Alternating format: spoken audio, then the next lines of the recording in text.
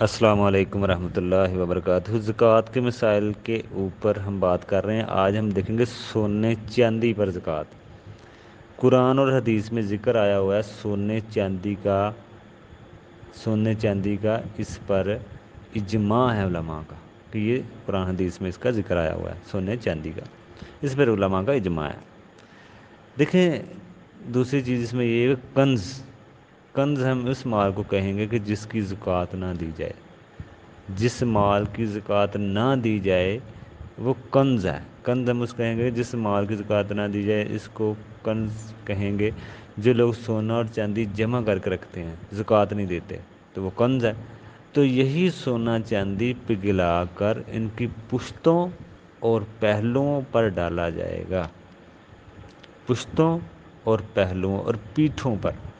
کیونکہ انسان دیکھیں جب سونا چاندی کا انسان کو زکوٰۃ کے لیے کہا جائے نا تو وہ پیٹھ دکھاتا ہے، ٹھیک ہے نا، اور ماتھے پہ بل پڑتے ہیں، تو اس لیے جیسی حرکت کرے گا ویسا ہی اس کو عذاب ملے گا۔ اس کی یہ بھی ایک بات ہے، اور دردناک عذاب ہے، اس کے لیے دردناک عذاب کی خوشخبری دے دیں، ٹھیک ہے نا۔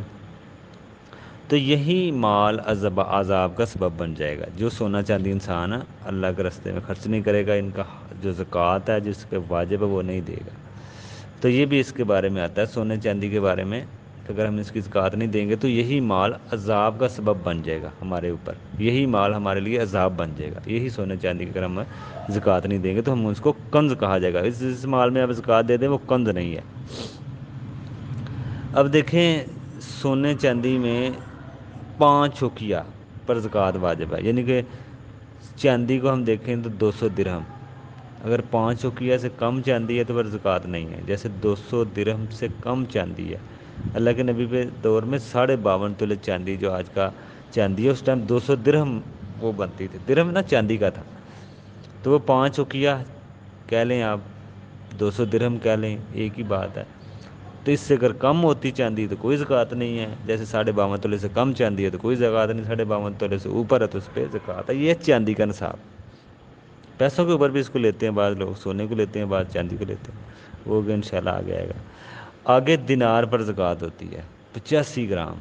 دینار اس ٹائم اللہ کے نبی کے دور میں سونے کا ہوتا تھا، 20 دینار یعنی کہ 85 گرام، 7.5 تولے جسے ہم کہتے ہیں آج کے دور کے حساب سے، یہ 85 گرام بنتا ہے وزن کا۔ خیر علماء کا اختلاف ہے، بعض 85 کہتے ہیں، بعض 87، اوپر بھی جاتے ہیں نیچے بھی آتے ہیں، تو بہرحال ان دونوں کا وزن کا اعتبار ہوگا۔ اصل دوسرے مالوں میں ناپ تول کا ہے، ان میں وزن۔ چاندی کا 5 اوقیہ یعنی کہ 200 درہم، سونا 20 مشکال یعنی کہ 20 دینار، ایک دینار 10 درہم کے برابر سمجھ لیں۔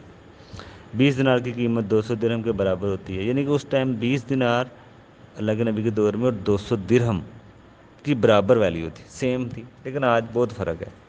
اس ٹائم نصاب دونوں کو لے لیتے ہیں، لیکن آج نصاب میں بھی تھوڑا سا اختلاف علماء کا، بعض سونے کو لیتے ہیں، بعض چاندی کو لیتے ہیں کرنسی کے اوپر۔ سونا گرام کے لحاظ سے 85 گرام، ایک دینار یعنی کہ 4.25 گرام کا ہے، 7.5 تولہ۔ ہم اگر 7.5 تولہ دیکھیں تو یہ تقریباً 85 گرام بنے گا۔ نوٹ کرنسی کا اعتبار کس پر کریں گے، سونے پر یا چاندی پر؟ اختلافی رائے ہے علماء کی۔ اس زمانے کی قیمت کے لحاظ سے برابر سونا چاندی، اس زمانے کے لحاظ سے تو یہ برابر تھی، 52.5 تولے چاندی اور 7.5 تولے سونا، 52.5 تولے چاندی 200 درہم، 52.5 تولے سونا 20 دینار اس ٹائم بنتا تھا۔